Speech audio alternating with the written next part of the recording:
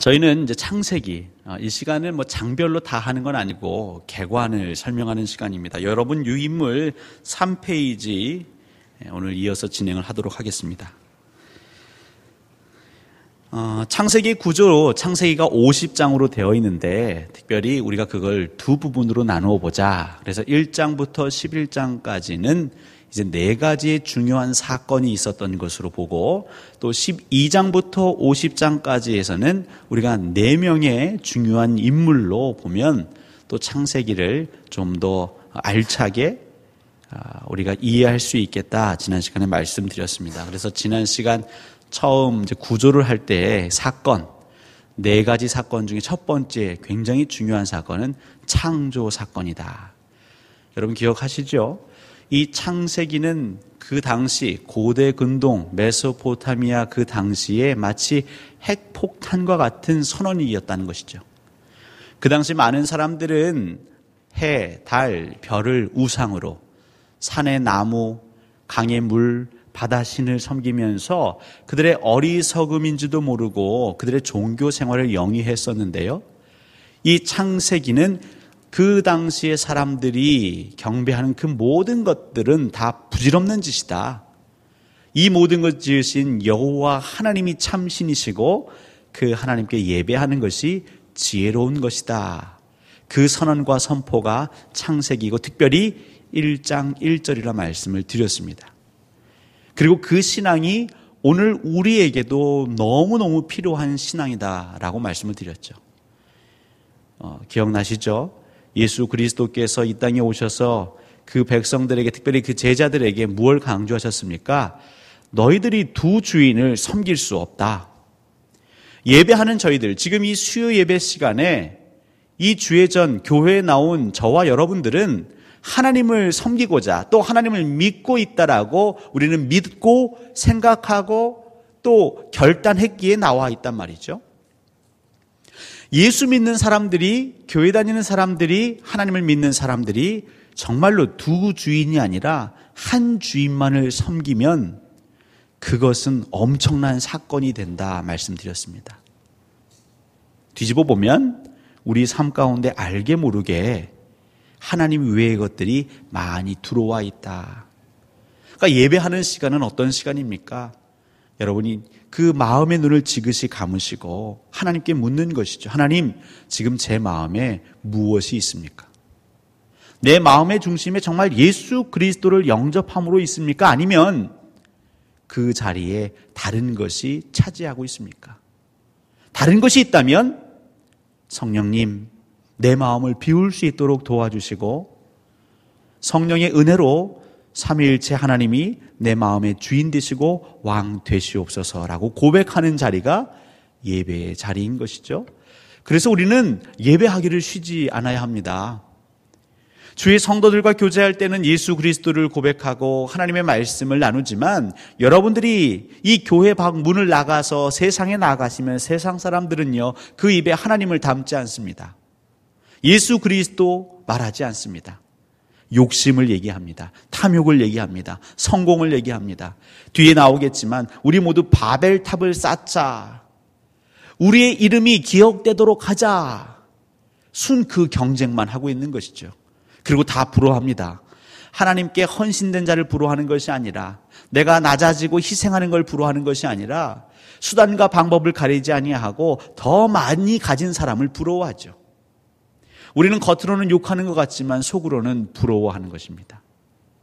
이 시간은 우리 마음에 있는 두 마음을 정리하는 시간입니다.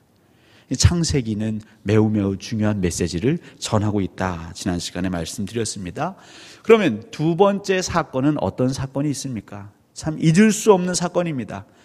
지난 주일이 6.25 아니겠습니까? 6월 25일 그 한국 전쟁이 발발한 정말 잊을 수 없는 사건이었던 것처럼 우리 인류에게 있어서도 잊을 수 없는 사건이 있었습니다. 그것은 바로 인간의 타락이죠.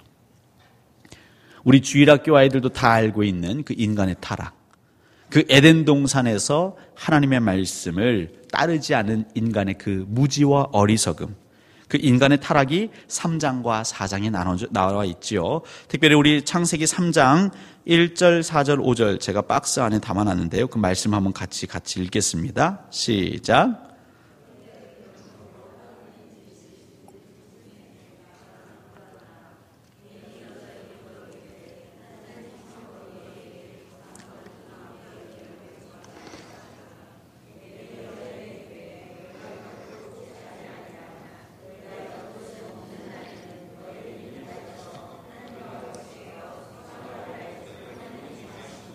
아멘. 그 인간의 타락함에 있어서 우리는 사실 변명할 게 있습니다. 그건 뭐냐면 유혹이 있었죠. 유혹. 오늘 본문에는 가장 강교한 뱀의 유혹이 있었습니다. 근데 그 뱀의 유혹은 우리 인간 안에 무엇을 건드리고 있냐면 하나님에 대한 궁금증을 건드리고 있죠. 특별히 그 마지막 절에 보시면요. 너희가 그것을 먹는 날에는 너희 눈이 밝아져. 여기서 밝아져는 열려진다, 열린다라는 뜻입니다. 그러니까 너희 눈이 열려져서 이제 보게 될 것이다. 지금 못 보고 있는데 그 이유는 너희 눈이 지금 닫혀져 있는 것이다. 사단의 뱀의 얘기를 종합해 보면 하나님께서 모든 것을 다 주신 것 같지만 실제로는 너희들의 눈을 지금 닫혀진 상태로 만드신 게 여호와시고 너희들의 눈이 열려질까 봐 하나님이 조바심 내는 것이다. 그걸 먹지 말라고 하는 이유는 너희들이 하나님과 같이 될까 염려해서 그런 것이다 라고 유혹하는 거죠. 그랬을 때에 그 인간들이 그 유혹을 참지 못하고 넘어가는 거 아니겠습니까? 요한일서 2장 16절에 보시면 제가 밑에 적어놨는데요. 이는 세상에 있는 모든 것이 육신의 정욕과 안목의 정욕과 이생의 자랑이니 다 아버지께로부터 온 것이 아니요 세상으로부터 온 것이라. 근데 여기 세 개가 나오죠. 육신의 정욕, 안목의 정욕, 이생의 자랑. 근데 이것이 그 뱀이 우리를 유혹한 다음에 여자가 반응했던 것과 이렇게 쌍을 이룹니다.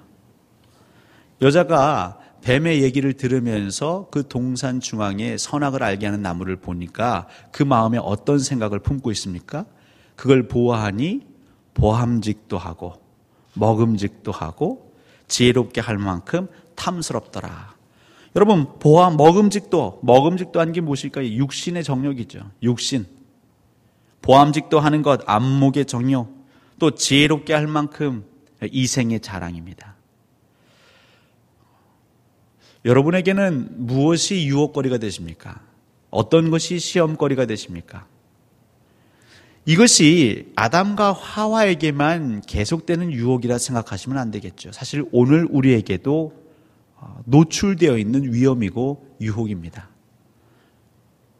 먹음직도 하고 보함직도 하고 지혜롭게 할 만큼 이것을 통해서 내가 유명해지고 내 이름이 설 수 있고 다른 사람들 앞에서 우쭐댈 수 있을 것 같다라는 그런 유혹들, 그런 유혹이 우리를 둘러싸고 있다는 것이죠. 어떤 사람들은 하와를 혹은 아담을 손가락질합니다. 그런데 우리는 이미 수도 없이 이 유혹에 넘어졌거나 지금 넘어지고 있을지도 모르겠습니다. 감사한 것은 하나님께서 이 유혹 가운데에 넘어지죠. 그 3페이지 밑에 보시면 결국 그 유혹에 우리는 실패합니다. 유혹을 견디지 못합니다.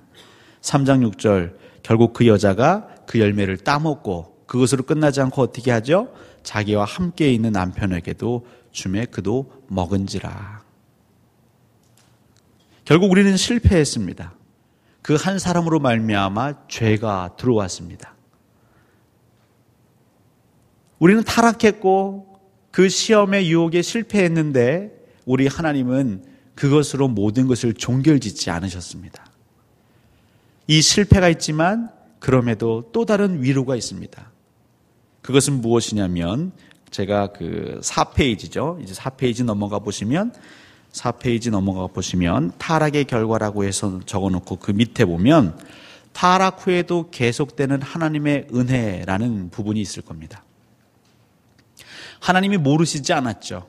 아담과 하와가 어디 있는지 모르지 않으셨습니다. 그들이 무슨 일을 했는지 모르지 않으셨습니다. 그런데 하나님은 어떻게 하고 계시냐면 그 아담을 부르고 계십니다.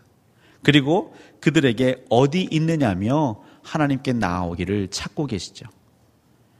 끊임없이 우리의 유혹과 또 실패 가운데에서도 그런 우리가 좌절하지 않고 하나님께로 나아올 수 있는 길을 열어주시려고 하나님은 은혜의 손을 펼치고 계십니다. 예수 그리스도를 믿는 사람들, 특별히 말씀을 사모하는 사람들에게는 이제 우리 머리 안에 프로그래밍이 되어 있습니다. 어떤 프로그램이냐면 우리가 그동안 많이 들었기 때문에 하나님을 잘 믿는 것, 예수 그리스도의 말씀대로 사는 것은 이런 것이다. 사랑하는 것이고 희생하는 것이고 나누는 것이고 온유하게 또 인내하고 참는 것이고 엄청 많죠. 정욕대로 행하지 아니하는 것이고 돈을 사랑하지 않는 것이고 고아와 과부와 이웃을 나그네를 돌보는 것이다. 그러니까 그 굉장히 많은 프로그램되어 있는 말씀들이 있는데요. 우리는 막상 우리의 삶의 자리에서 살 때 여러분 어떠십니까? 그 말씀대로 우리가 살지 못하도록 하는 수많은 유혹이 있죠. 하나님께서 하와에게 말씀하시는 것은 그 선악을 알게 하는 나무 실과를 먹지 말아라. 그러니까 먹지 말라는 행동은 구체적으로 뭐냐면 말씀대로 순종하라는 것이죠. 먹지 말라는 말씀에 순종하라입니다. 그러니까 하나님 말씀에 순종하라라는 그 명령을 그 인간들은 유혹에 못 이겨 순종을 불순종으로 화답하는 것이죠. 그러니까 오늘을 사는 저희들은 날마다 사실은 순종의 삶을 요청받고 있지만 불순종의 삶으로 하나님께 나아가고 있습니다. 그럼에도 우리 은혜가 많으신 하나님은 어떻게 우리를 대하십니까? 어디 있느냐 물으십니다. 그리고 그 부름에 우리는 다시 응답하고 이 자리에 나오는 것이죠. 기도의 자리에 나아가는 것이죠. 하나님, 제가 오늘 또 주의 말씀을 따르지 못했습니다. 순종하지 못했습니다. 나를 불쌍히 여겨 주십시오. 우리가 늘 이 에덴 동산 얘기를 여러분과 나눌 때에 반복하는 내용은 무엇입니까? 왜 아담과 하와는 하나님이 부르실 때에 선뜻 나가지 못했는가? 그리고 결국은 들켰습니다. 아담과 하와가 결국 하나님께 불려받아서 나오죠. 그리고 하나님 물으시죠. 도대체 어떻게 된 일이냐라고 할 때에 그냥 이실직고 하면 되는데 아담이 먼저 하나님 죄송합니다. 하나님 분명 말씀하셨는데 제가 그 말씀을 순종하지 못했습니다. 용서해 주십시오. 이 한마디면 됐는데 비겁하게 어떻게 합니까? 여자 탓을 하죠. 그리고 그 여자 탓하면서 그냥 사족을 붙이는데 붙이지 말아야 할 사족을 붙입니다. 하나님께서 내게 짝지어 주신 이 여자가 저를 유혹했습니다.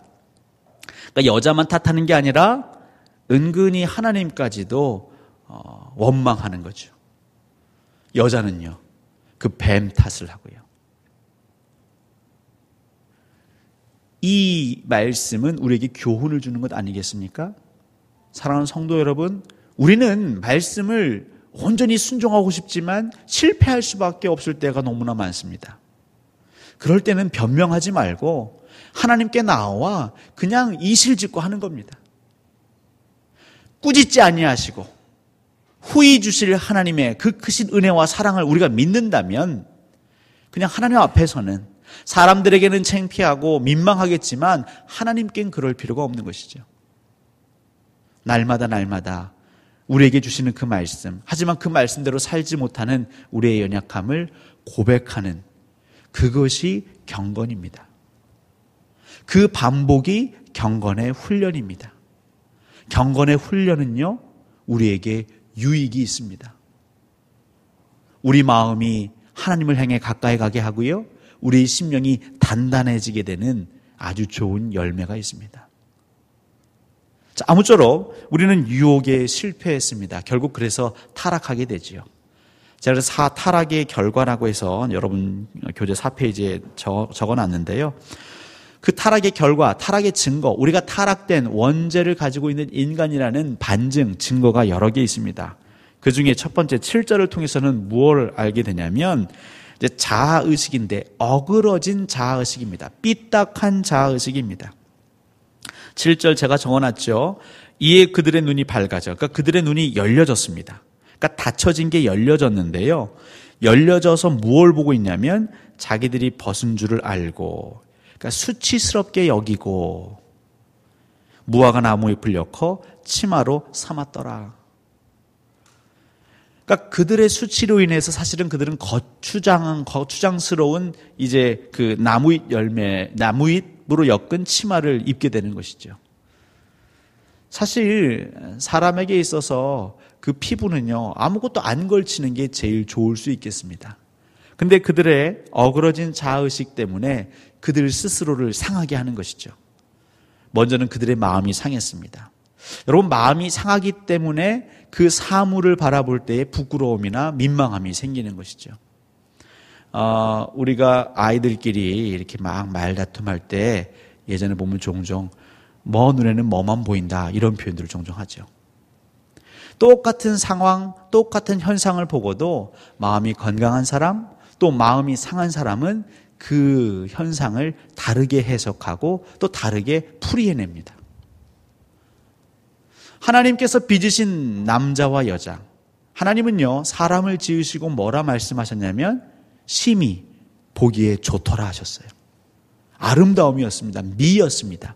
그런데 인간들은 죄를 범한 이후에 그들의 눈이 열려졌다고 표현하는데 하나님이 아름답다라고 말씀하시는 것을 오히려 그들은 수치스럽게 여기게 되는 거죠. 완전히 정반대로 인식하게 되는 겁니다. 그러니까 똑같은 밥을 먹는데 누군가에게는 약이 되는데 누군가에게는 독이 돼버리는 거죠. 얼마나 괴로운 인생이겠습니까? 비뚤어진 자아의식. 우리 믿는 신앙생활하는 사람들 안에 가장 많이 고생하고 이것을 받고 나가야 하는 것이 자아의식, 또 다른 표현으로는 자존감이라고 합니다. 또 무엇이 문제가 됩니까? 도피하려고 하는 것이죠. 8절에 그들이 그날 바람이 불 때 동산에 거니시는 여호와 하나님의 소리를 듣고 아담과 그의 아내가 여호와 하나님의 낯을 피하여 동산 나무에 숨은지라. 자, 요 내용을 보면 동산에 거니시는 여호와 하나님, 그 말씀은 결국 여호와 하나님은 에덴 동산에서 종종 산책을 하셨던 것으로 보여집니다. 그러니까 하나님을 의인화해서 표현했지만 하나님과 아담, 하나님과 하와의 교제가 매우 빈번하게 일어났던 것이죠. 그래서 이 소리만 듣고도, 거니시는 소리만 듣고도 사실 아담과 하와는 그게 무슨 소리인지 안 거죠. 그것이 그냥 노루의 발걸음도 아니고 바람 소리도 아니고 하나님이 거니시는 소리인지 알기 때문에 그들이 낯을 피하여 숨은 겁니다. 그러니까 그 소리를 안다라는 건 그전에는 그 소리를 들으면서 하나님과 많은 교제를 했던 것입니다. 여러분, 양은 목자의 음성을 안다 했습니다.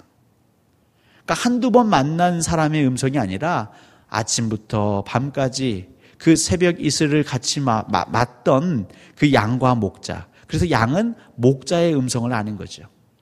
그러니까 아담과 하와는 오랫동안 여호와와 교제했기 때문에, 어디 동산에서 교제했기 때문에 여호와 하나님이 거니시는 소리를 인식하고 있습니다. 근데 그들 안에 죄가 들어오자 이전에는 그 소리만 들리면 달려가고 반기던 이들이 이제 거꾸로 반대가 되는 거죠. 오히려 여호와의 낯을 피하여 숨게 되는 것입니다. 도피하는 것이죠. 그러니까 죄성이 있는 우리는 이 도둑이 재발저린다고 하죠. 뭔가 잘못하면 숨습니다. 상대방의 눈을 제대로 보지 못합니다. 자꾸 회피하려고 하는 것이죠. 타락의 결과입니다. 부끄러움과 공포가 있습니다. 특별히 슬픔과 저주가 있죠. 근데 그 저주는 우리 인간만이 아니라 우리 인간이 다스리라고 하나님이 우리에게 주신 그 에덴 동산, 그 땅이 함께 저주를 받습니다. 그리고 땅에서는 가시덤불, 가시나무가 나오게 되지요. 궁극적으로는 우리가 필요 이상의 땀을 흘려야 하는 것이죠. 여기서 흘리는 땀은 그냥 일상의 땀을 넘어서 우리가 노역을 할 때 흘리는 그런 땀을 얘기합니다. 아까도 말씀드렸지만 그런 타락을 했지만 우리에게 하나님은 은혜의 손길을 다시 펼치신다. 그리고 더 나아가서 그들에게 어떻게 하십니까? 가죽옷도 지어서 입혀주시고요. 그리고는 구원자에 대한 예언을 바로 이 창세기에서 하시는 것이죠. 3장 15절에는 그 여자의 후손과 그 뱀의 후손 얘기를 통해서 우리 인류가 궁극에는 구원받게 될 것을 말씀하십니다. 그러니까 창세기는 공의의 내용도 있지만 쌍으로 은혜의 내용도 있습니다. 하나님은 심판하시고 우리를 벌 주시는 것 같지만 그 심판과 벌, 그 삶 가운데 우리가 잘 이겨낼 수 있는 또한 피할 길도 내어주십니다. 사람이 시험을 당할 때 감당하지 못할 시험 하나님이 허락지 아니하신다 하셨죠. 혹 우리가 감당하지 못할 시험, 그 시험 가운데 있을 때에는 또 하나님이 피할 길을 주신다 했습니다. 하나님께서는 끊임없이 지금 피할 길을 주고 계십니다. 은혜를 주고 계십니다. 세 번째 사건, 홍수에서도 마찬가지입니다. 여러분 교재는 5페이지입니다. 5페이지 보시면 세 번째 홍수 사건이 있는데요. 홍수 사건은 5장부터 9장에 걸쳐져서 있죠. 특별히 5장에는 이제 족보 얘기가 나옵니다. 아담에서부터 노아까지의 족보. 근데 이 족보를 쭉 읽다 보면 반복되는 표현이 있습니다. 누가 몇 년을 지내며 그리고 누구누구를 낳고 그리고 살고 죽었더라. 이렇게 세 가지 표현이 있습니다. 어찌 보면 우리 인생을 세 마디로 요약해 놓은 것 같습니다. 첫 번째, 여기 이제 노아까지 보면 굉장히 많은 연수를 살지요. 900년 이상, 800년 이상. 특별히 에녹은 여호와 하나님과 동행했기에 400년이 되지 않는 그 해를 이곳에서 지냈다고 합니다. 근데 여기서 보시면요. 우리가 이 땅에서 우리의 정한 수명을 그대로 지내는 것, 이게 은혜죠. 무슨 말인고 하니 원치 않게 타인에 의해서 내 생명이 끊겨지는 역사가 있죠. 살인, 전쟁, 사고. 최근에는 많은 사람들이 스스로 자기 목숨을 끊어버리는 사람들이 있습니다. 하나님이 계획하신 그 해를 우리가 다 살아가지 못하고 그냥 멈춰져 버리는 것이죠. 그러니까 아담에서부터 노아까지 몇 세를 지냈고 여러분 그것은 큰 복입니다. 근데 사실 그 복이요 힘든 복이죠. 왜냐하면 버텨야 합니다. 인내해야 합니다. 우리 인생 80 혹은 100년 그 인생 가운데 기쁜 일이 많을까요? 아니면 슬프고 힘든 일이 많을까요? 우리는 입버릇처럼 아유 못 살겠다. 아이고 죽겠네.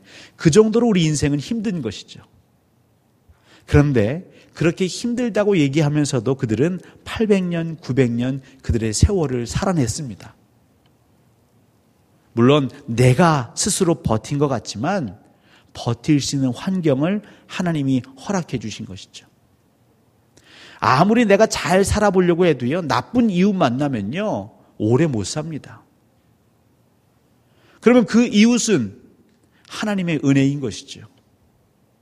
여러분, 우리가 정말 잘 살고 싶어도요, 우리가 만약에 중동 같은 데 태어났다고 생각해 보십시오. 시리아에 태어났다고 생각해 보십시오. 어느 날 갑자기 그냥 민간인 거주 지역에 폭격이 이루어지고요.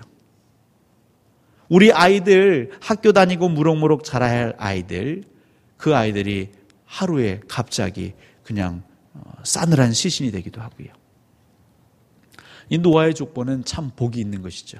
그들이 정한 수명을, 그들의 연수를 다 살아내고 있습니다. 더 나아가서는 누구누구를 낳고, 최근 들어서 참 이 낳고, 이게 우리 사회적인 문제 아니겠습니까? 저출산. 물론 출산하지 않으려고 안 낳는 것도 있지만 낳고 싶어도 못 낳는 경우가 있습니다. 사실 우리 안에도 그런 기도의 제목들이 많지요. 생명을 잉태하는 것, 이거 정말 대단한 복입니다. 아마 예전에는 몰랐지만 시대가 가면 갈수록 낳고 이것이 정말 하나님의 큰 복인 줄 알게 될 것입니다. 근데 아담에서 노아 족보까지는요, 이 낳는 역사, 은혜가 있는 것이죠. 그리고 결국 몇 년을 살고 죽었더라.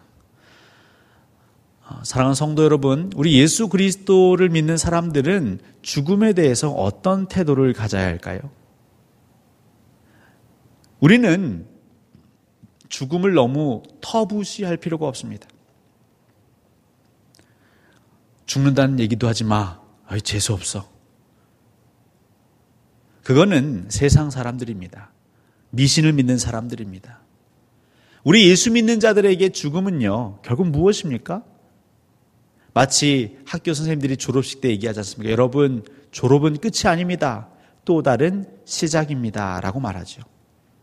우리 인간에게 있어서 죽음은 끝이 아닙니다. 예수 믿는 자들에게 있어서 죽음은 또 다른 시작, 특별히 영생으로 들어가는 초입인 것이죠. 근데 많은 사람들, 특별히 예수 믿는 사람들조차도 이 죽음을 너무 두려워하거나 무서워하는 경향들이 있습니다. 아니면 아예 잊고 생각하지 않으려고 하는 분들이 계십니다. 근데 정말 건강한 신앙인은 삶과 죽음을 함께 생각할 수 있어야 합니다.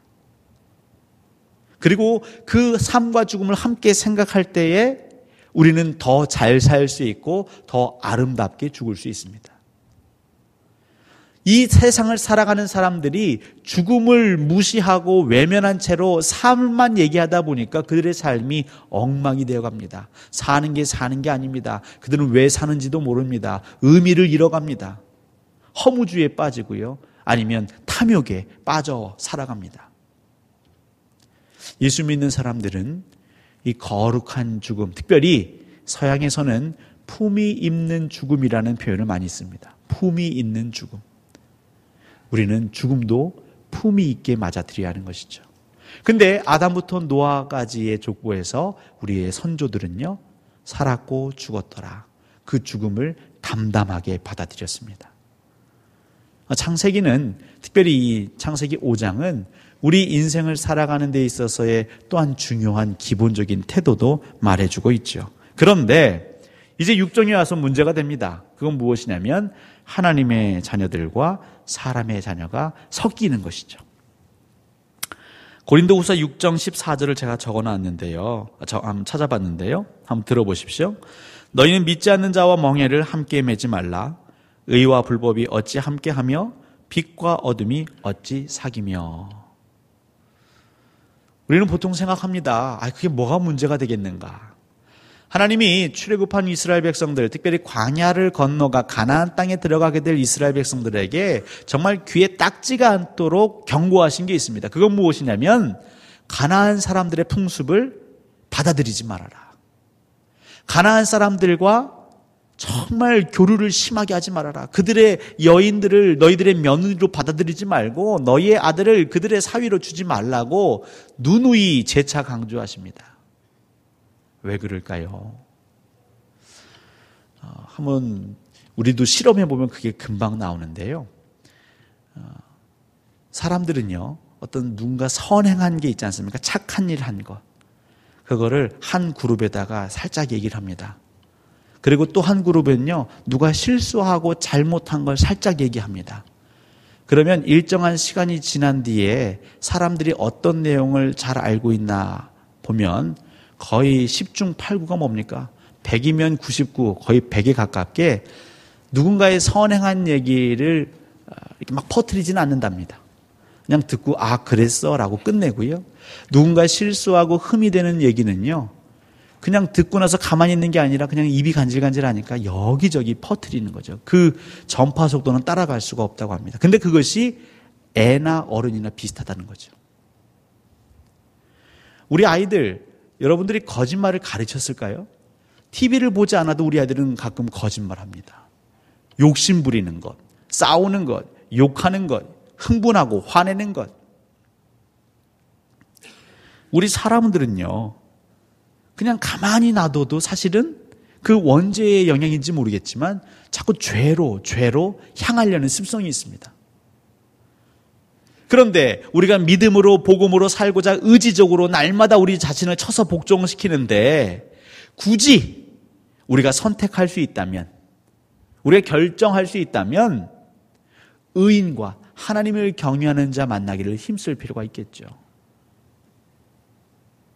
왜 굳이 우상을 섬기는 자, 하나님을 알지 못하는 자, 세상의 영에 빠져 있는 자들과 그렇게 교제하며 우리 스스로를 망가뜨린단 말입니까? 그런데 창세기 6장에서 그들은 좀 자만해서 그런 것인지 교만해서 그런 것인지 모르겠지만 하나님의 자녀들이 사람의 자녀들과 어울리기 시작합니다. 그 결과가 굉장히 무섭죠. 하나님이 뭐라 말씀하시냐면 그들이 생각하는 그 모든 것이 다 악하다 말씀하십니다. 그렇게 교제가 시작됐는데요. 사소한 교제인 줄 알았는데 그것이 시간이 지나자 삽시간에 오염돼서 그 하나님의 자녀들이 이전에는 하나님을 생각하고 하나님을 찬양했던 자녀들이 한순간에 생각만 해도 그냥 악한 생각만 하게 되는 일변도로 바뀌는 것이죠. 우리 성도들은 그렇다고 우리가 세상에 믿지 않는 사람들과 이웃들과 모든 교제를 끊고 담을 쌓아야 한다. 그것을 얘기하는 게 아닙니다. 믿는 성도들 간의 교제가 얼마나 중요한가를 이 대목에서 밝혀주고 있는 것이죠. 사랑하는 성도들은 예수 그리스도를 믿고 고백하는 이들과 함께 나누어야 합니다. 그럴 때 우리 신앙을 우리는 지킬 수 있습니다. 물론 하나님이 지켜주시고 예수 그리스도가 지켜주시고 성령님이 지켜주시지만 함께 부름받은 성도들이 서로서로를 돌봐줘야 합니다. 여러분, 그래서 교회가 필요한 것이고 공동체가 필요한 것입니다. 아무리 문명이 발달해서 인터넷이 발달하고 케이블 TV가 있지만 우리의 예배는 함께 모여서 예배하는 게 중요한 것이죠. 교회 가서 관계가 복잡해서 다툼이 생겨서 머리가 아프고 나는 교회 안 다니고 예수를 믿는데 특별히 그냥 집에서 예배 드리겠습니다. 물론 집에서 기도할 수 있습니다. 말씀 볼 수 있습니다. 하지만 이 땅을 살아가는 동안 수많은 넌 크리스찬들과 교제하는 동안 우리는 믿는 사람들과의 교제 없이는 내 신앙을 지킬 수 없습니다. 나도 모르는 사이에 내가 생각하는 그 모든 것이 다 악하게 될 수 있는 것이죠. 결국 그들은 하나님으로부터 심판을 받지요. 근데 여기서도 마찬가지입니다. 에덴 동산에서 그들이 심판을 받았지만 동시에 하나님의 은혜를 입었죠. 더 나아가서 메시아에 대한 구원의 약속을 얻었습니다. 근데 이 홍수 사건에서도 마찬가지입니다. 그들은 타락함으로 인해서 죄의 결과로 심판을 받습니다. 그런데 거기로 끝나는 게 아니라 또 다른 한 줄기 서광, 빛이 비추죠. 그게 바로 노아입니다. 노아를 통해서 노아의 가족을 구원하셨고 하나님은 인간을 버리지 않으십니다. 더 나아가 무지개의 약속도 주시면서 또 다른 인류의 시작을 할 수 있는 기회를 허락해 주시는 것이죠. 우리 하나님을 우리는 아주 쉽게 표현할 때 공의의 하나님이시며 사랑의 하나님이십니다 라고 얘기합니다. 근데 공의와 사랑은 쌍입니다. 마치 우리의 믿음을 얘기할 때 그럼 행함과 믿음은 어떤 관계입니까? 행함과 믿음도 쌍인 것이죠. 동전의 앞면과 뒷면인 것입니다.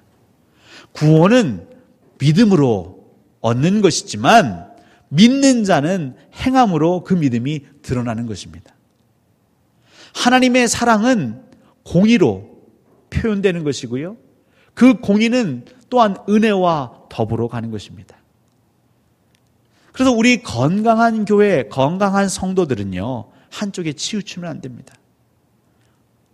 공의를 얘기할 때 사랑도 얘기해야 되는 것입니다.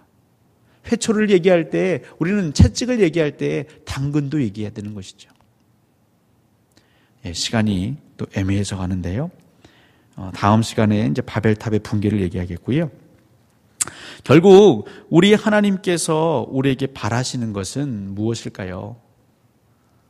다른 것 없습니다. 우리 하나님 바라시는 건 저와 여러분 마음 가운데 딱 한 가지, 여호와 하나님이 전지전능하신 만군의 여호와 하나님이시다. 이것만 믿기를 원하십니다. 여러분, 이것만 믿으면 사실 다른 우리 삶의 문제는 저절로 해답을 찾을 수 있는 것이죠. 믿는 사람들이 그 하나님의 전지전능함을 의심하기 시작하면요, 그 다음부터는 아무리 하나님께서 선물을 내려주셔도 인간들을 불신합니다. 이스라엘 백성들은요, 그 400년 또 430년 동안 그 애굽 문화에 젖어 살다 보니까 하나님께서 만나를 주시고 메추라기를 주시고 홍해가 갈라지는 기적을 보이시고 구름 기둥 불 기둥을 그들이 눈으로 직접 체험했지만 전지전능한 하나님에 대한 믿음이 흔들립니다. 그리고 그들은 금송아지를 만들어 섬기기도 하고요. 그 하나님의 대리자인 모세를 향하여 저주하기도 하고요.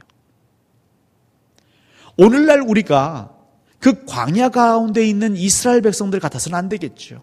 그들은 몰랐다면 우리는 이미 성경을 통해 알고 있습니다. 그것이 얼마나 미련하고 우둔한 짓인지를. 아마 이스라엘 백성들에게 하나님은 별로 그렇게 크게 꾸짖지는 않으셨을 거예요. 왜냐하면 그들은 처음이었으니까요.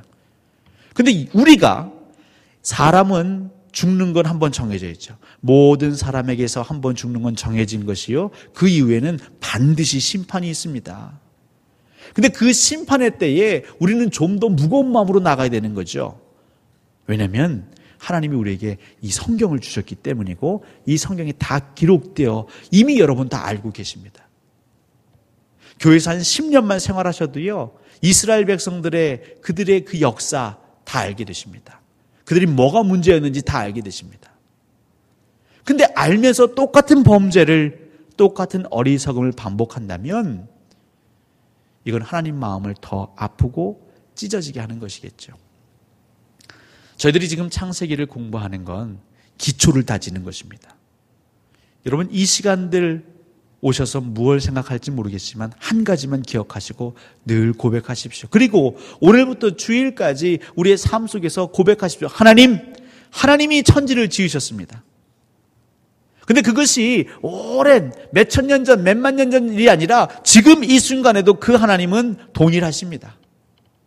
제가 그 하나님과 동행하다니요, 영광입니다. 그 하나님이 나의 아버지 되신다니요, 영광입니다. 비록 지금 저에게 문제가 있습니다. 건강에 문제가 있고요, 재정에 문제가 있고요, 관계에 문제가 있지만 전지전능하신 하나님께서 이것 또한 다 아실 줄 믿습니다. 여러분, 다 아시는 하나님께서 왜 해결해 주지 않으실까요? 우리가 미워서? 아니면 우리가 하나님 흡족해 하는 어떤 선행을 덜 했기 때문에 그럴까요? 그것은 세상 신을 믿는 사람들의 사고방식입니다. 하나님은 저와 여러분을 누구보다 사랑하셔서 예수 그리스도를 주시기까지 사랑하셨습니다. 그럼에도 불구하고 물론 우리가 부족한 게 있겠지만 우리의 필요를 아직 채우지 아니하시는 하나님 섭리가 있는 것이죠. 그 하나님의 깊고 넓은 뜻을 우리가 다 헤아릴 수는 없지만 그 하나님을 믿고 의지하고 기다리는 믿음, 전지전능하신 하나님께서 분명 나의 모든 것을 헤아리시고 내게 가장 좋고 선한 것, 하나님 보시기에 선한 것, 인간이 나 스스로 생각하기에 나에게 유익한 길이 아니라 하나님 보시기에 유익한 길로 인도하실 줄을 믿으시기 바랍니다. 그게 신앙입니다. 그게 믿음입니다. 그게 아니면 자기 고집이지요. 하나님, 나는 이 길로만 인도하셔야 하나님이신 줄 믿겠습니다. 이 기도를 응답하셔야만이 하나님이십니다라고 하는 건 자기 아집입니다. 어떤 사람들은 신앙생활하지 않고 자기 고집, 땡깡을 피우는 걸 신앙인 줄 아는 분 계세요. 하나님의 뜻이 하늘에서 같이 이곳에서 땅에서도 이루어지는 것을 고백하는 게 기도고 그걸 믿는 게 믿음이요 신앙입니다. 여러분, 창세기 책별 성경 공부를 하면서 우리의 가장 기초가 되는 신앙을 다지셨으면 좋겠습니다. 그 천지를 지으신 여호와 하나님께서 또 오늘 밤부터 주일 예배하는 그 시간까지 여러분과 함께 동행하시기를 우리 주 예수 그리스도의 이름으로 간절히 축원합니다.